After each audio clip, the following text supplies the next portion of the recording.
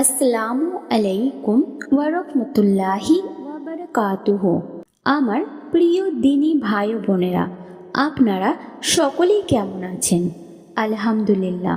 প্রিয় দিনী ভাই ও বোনেরা, আজ আমরা এই ভিডিওর মাধ্যমে জানব একটি ছোট্ট আমলের বিষয়ে, যেই ছোট্ট আমলটি করলে জান্নাতের পাল্লা ভারী হবে। তাই আমার দিনী ভাই ও বোনেদের কাছে অনুরোধ করব, ভিডিওটি না টেনে সম্পূর্ণ দেখার। ছোট্ট আমলটি শুরু করা যাক। রাসূল সাল্লাল্লাহু আলাইহি ওয়াসাল্লাম বলেছেন, কিয়ামতের দিন এমন হবে যে একজন ব্যক্তির আমল নামায় 99টি খাতা থাকবে। প্রতিটি খাতা দৃষ্টিসীমা পর্যন্ত বিস্তারিত থাকবে এবং সবখানে তার গুনাহ লেখা থাকবে। তখন আল্লাহ তাআলা তাকে জিজ্ঞাসা করবেন, তোমার কি কোনো অজুহাত আছে? সে বলবে না।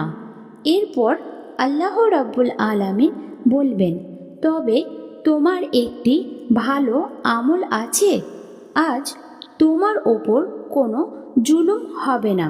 তখন একটি ছোট্ট কাগজ বের হবে, যাতে লেখা থাকবে, লা ইলাহা ইল্লাল্লাহু মুহাম্মাদুর রাসূলুল্লাহ সাল্লাল্লাহু আলাইহি ওয়াসাল্লাম।